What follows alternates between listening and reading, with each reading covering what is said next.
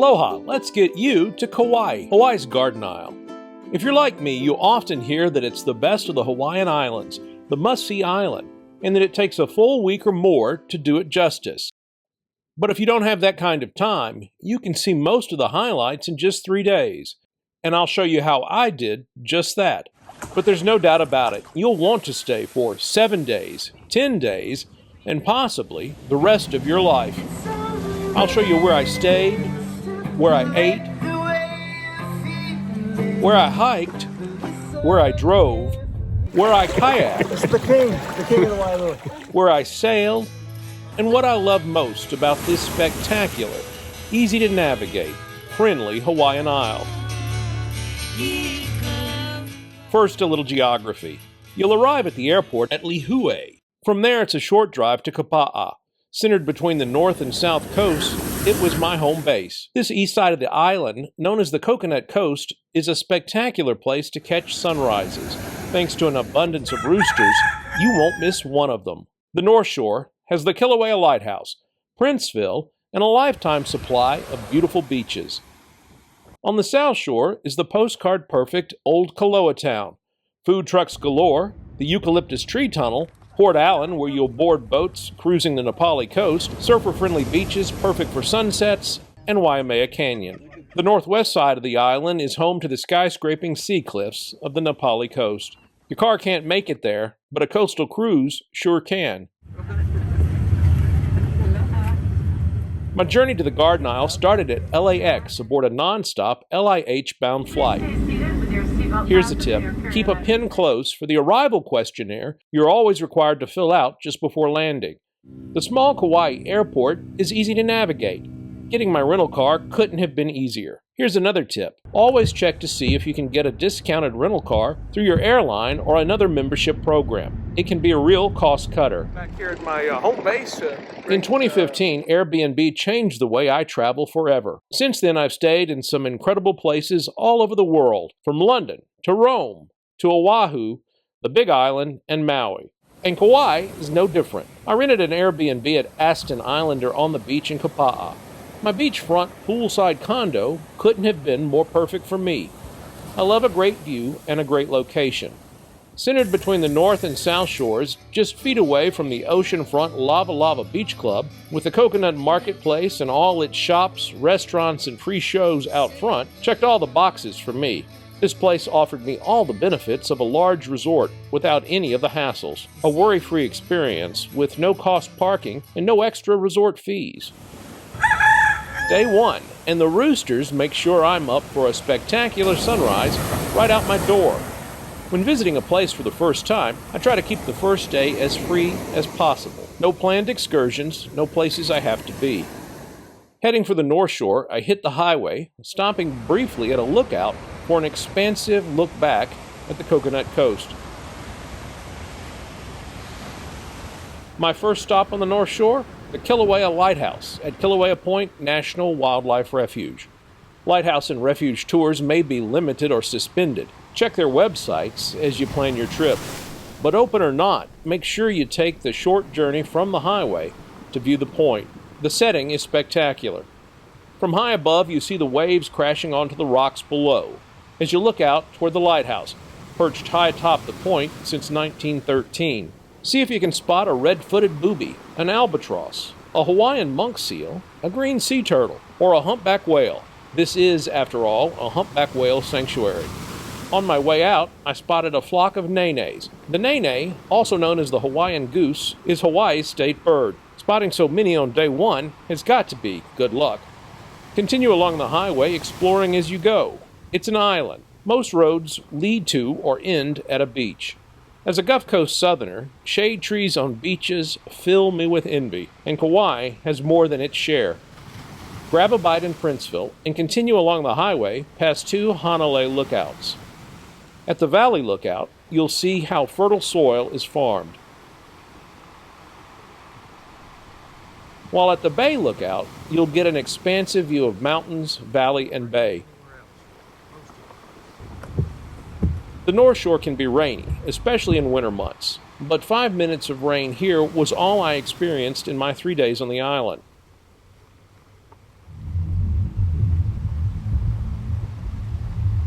Make your way over the Hanalei Bridge to Hanalei Bay, taking in the view at Hanalei Beach.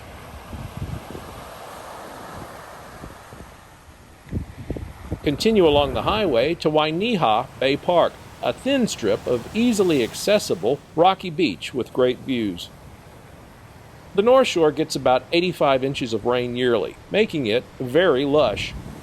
The winter months, especially February, aren't too friendly to North Shore swimmers or boaters, but summer months, that's a different story. Obviously, you can spend more than a day exploring Kauai's North Shore, but if that's all you've got, you can see a lot. Try to make it to Haina Beach Park. There's a lot to see. Expansive beaches, lava rocks to climb, in front of lush mountains, while lifeguards watch all. If you're lucky, a food truck might even be in the parking lot. Just across the street is the massive, though easy to drive right by and miss, Manini Holo Dry Cave. With a sandy floor and high ceiling that gradually tapers down, this cavernous arena could host one of Hawaii's larger luau's.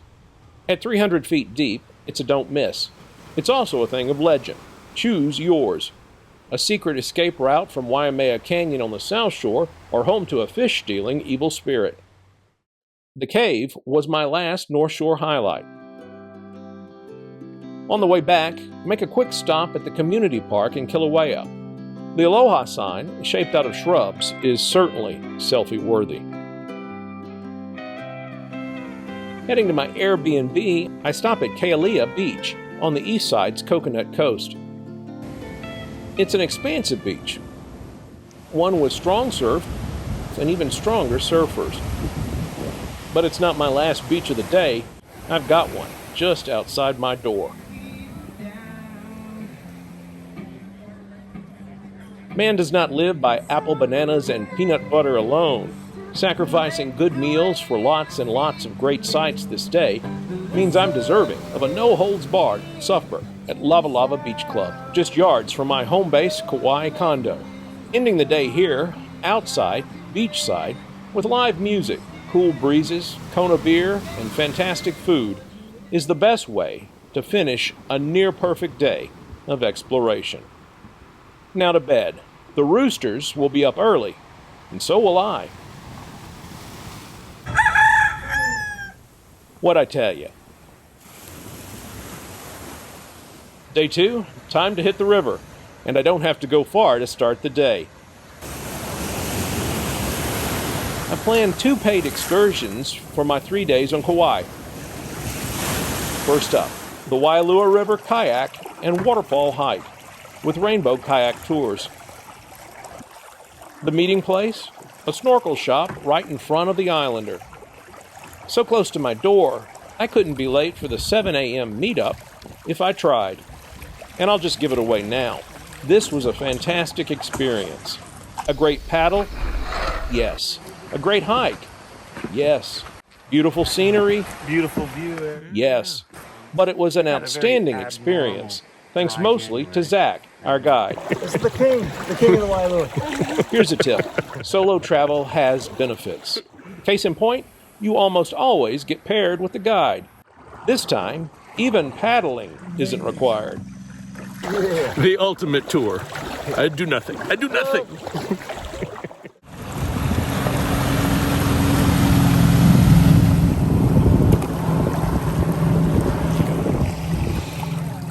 The Wailua River is on the east side of the island, between Kapa'a and Lihue. Just a short drive by van from our Kapa'a meeting point. To get to and from Secret Falls requires several miles of paddling and a 1-mile hike. You'll cross the river on foot, hike through tall elephant grass, walk riverside across a boardwalk, and cross a couple of small falls until you catch your first glimpse of majestic, 120-foot tall Secret Falls. You're the first group to get here. This place, it's going to fill up. First up, a Hawaiian lunch backpacked in by Zach. Sandwich, chips, pineapple, and water. Then it's time for the king of the Wailua to make his way behind the falls.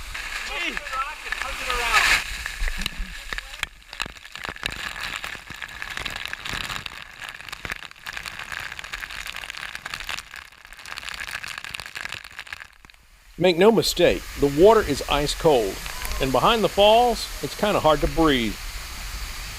But it's the least a king can do for his subjects. Our return trip, Zach filled it with insight and humor. Almost all this water is coming from the middle of the island, Mount Wai'ale'ale, which competes for the wettest place on earth. You guys seen the movie Castaway with Tom Hanks? Mm-hmm. Yeah. Same stuff that he used to tie his raft together when he finally left the island, the halbush. It's also considered a canoe plant, meaning it was brought here on the canoes by the Polynesians when they discovered Hawaii.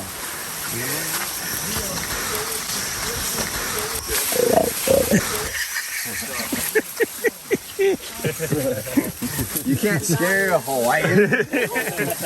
I make scare a Mississippi. I make that noise and he gets hungry. This 5 to 6 hour Wailua River kayak and waterfall hike departs twice daily, weekdays at 7 a.m. and 12:30 p.m. from the snorkel shop just behind the Coconut Marketplace next to the Islander. If you do go with Rainbow Kayak Tours and Zach is your guide, bring your best dad jokes. He's got a few hundred, shares them freely, and would love to add to his collection. When a good guide recommends a place to eat, take him up on it. Case in point, the Fish Express at Lihue. It's a grab great food and go kind of place. And it's all I needed to fuel my afternoon South Shore drive. The ultimate goal? Waimea Canyon. Like most everywhere on the island, it's an easy, stress-free journey.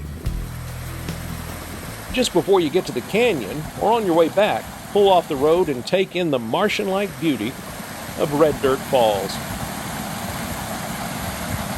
It's an oddly peaceful place, with no little green men in sight. To visit Waimea Canyon, you don't pass through or pay an entrance fee at a ranger station. Instead, when you park in the canyon lookout lot, you buy a ticket from a machine. Here's a tip, just shoot a photo of your tag with your phone, so you have the number handy to enter when paying. Put the receipt in your car window, and you're good to go. The lookout has an expansive 2-level deck that allows you to take in the 10-mile-long, 3,000-foot deep, vibrantly colored gorge. Waimea Canyon was formed by the Waimea River as it carried rainfall from Mount Wai'ale'ale, one of the wettest places on Earth. You could spend a lot of time hiking and exploring here. But my aim this day is to get to a South Shore beach for sunset. As I make my way back down the coast, something as simple as tall grass in the afternoon sun becomes a top roadside attraction for me. It's Hawaii. Look around. Even simple things are spectacular. I make it to an expansive South Shore beach in plenty of time for sunset. At this wide, treeless beach, surf is up and surfers are out, providing a great pre-sunset show.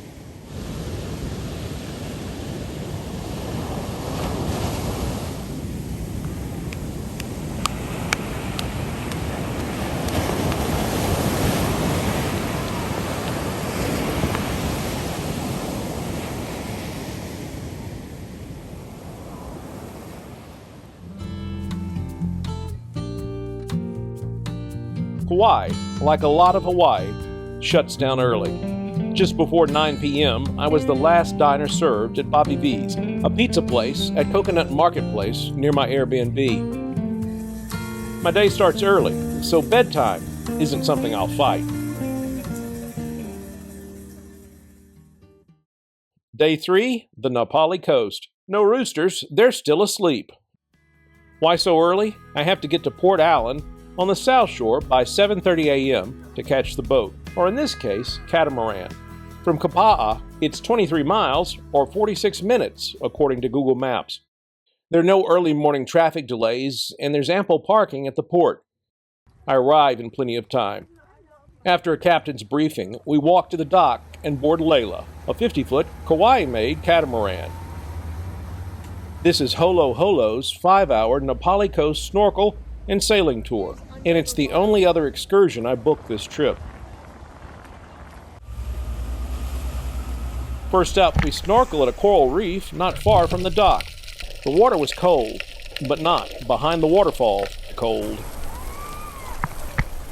The company provides snorkeling equipment, and the crew outfits passengers. With little wind and calm seas, the sails stay down as we power up the Napali Coast.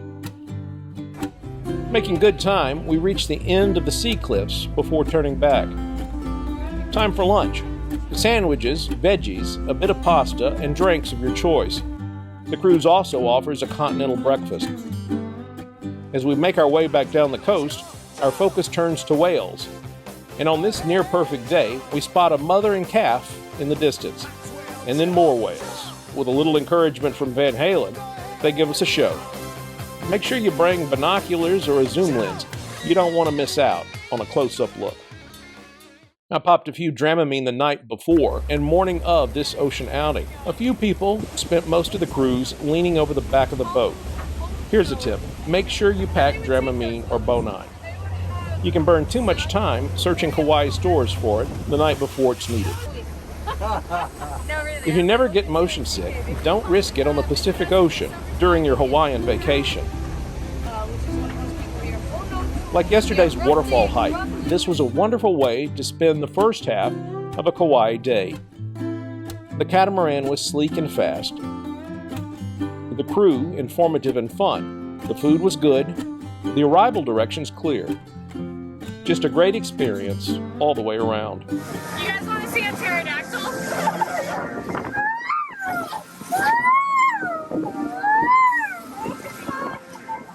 Thank you. The second part of my final day, I follow the South Shore's eucalyptus tree tunnel to old Koloa Town.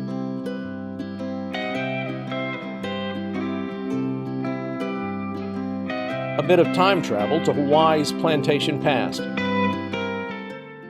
I spent some time in the shops and ate more than my fair share at two easy-to-find food truck villages. Keeping with the theme, I head back to Kapa'a and peruse one of the many farmers' markets on the island. There's one somewhere just about every day.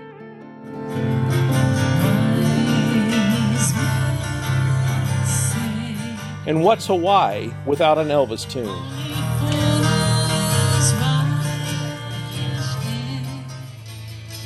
A free hula show at Coconut Marketplace was the perfect way to wind down a spectacular last day on the island. The shopping center has a supermarket-sized ABC store and several restaurants, all walkable for me. My Islander Airbnb is just yards away.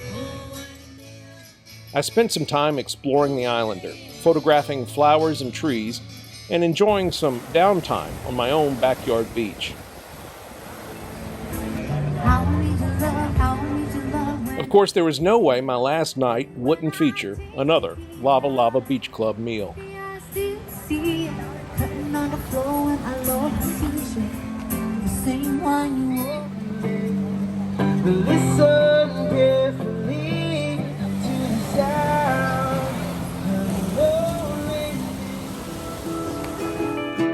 So you see, it can be done.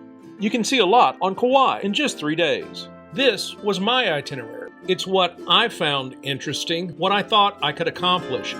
Do your research, read reviews, and then see Kauai. It will change the way you see every place else. Aloha.